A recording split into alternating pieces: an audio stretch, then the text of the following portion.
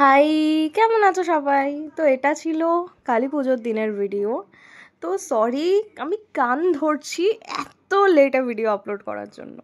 তো যাই হোক, সকাল সকাল কালী পুজোর দিন উঠে ঘুম থেকে ফ্রেশ হয়ে চলে গেছিলাম পুজো দিতে।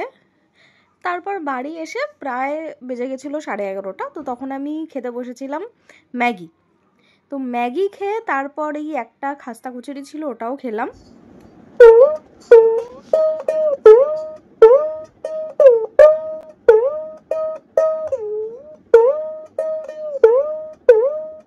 আর তারপর আমার এই যে একতারা বাজাতে ইচ্ছা করলো, ভাই সেদিনকেই নতুন একতারাটা কিনেছিল আর আমি বসে গেছিলাম বাজাতে।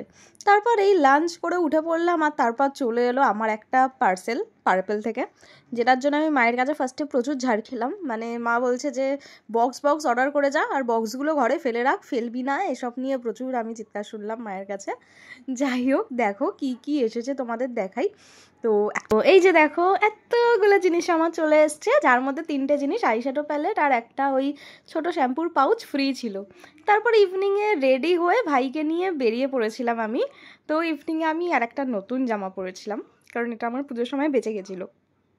তো ফার্স্টে চলে গেছিলাম ইচ্ছাময়ী কালী মন্দির, আর সেখানে যাওয়ার পর গাড়ি বুক করলাম, পরে ভাইকে নিয়ে চলে গেছিলাম স্প্ল্যানেটে গেছিলাম হচ্ছে দেশি লেনেতে। অ্যাকচুয়ালি ভাই দেশি লেনে গেছিলো ওই ট্যাংরার ওদিকে, কিন্তু যেহেতু আমার বাড়ি থেকে অনেকটাই দূর হবে, তাই আমি আর ভাই সেদিনকে ইভিনিংয়ে চলে গেছিলাম স্প্ল্যানেটে। তার কারণও আবার আছে, কারণ ভাইয়ের যাওয়ার কথা ছিল বন্ধুদের সাথে বারাসাত, যেহেতু যাওয়া হয়নি তাই আমার সাথে বাধ্য হয়ে লাস্টে গেছে। তো আমি দেশি লেনে গিয়ে ওইদিকে ডিস্কো বাজছিল, তো সেখানে একটু ভালো লাগছিল বেশ।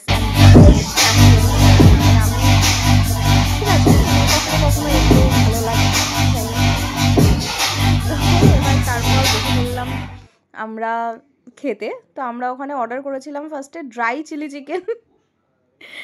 চিলি চিকেনের পর অর্ডার করেছিলাম হচ্ছে মিক্সড রাইস, আর তার সাথে আর একটা চিকেনেরই আইটেমস, যেটা চিলি চিকেনের মতোই খেতে, বাট আমি জিনিসটার নাম ভুলে গেছি, মনে পড়লে আমি লিখে দেবো এখানে।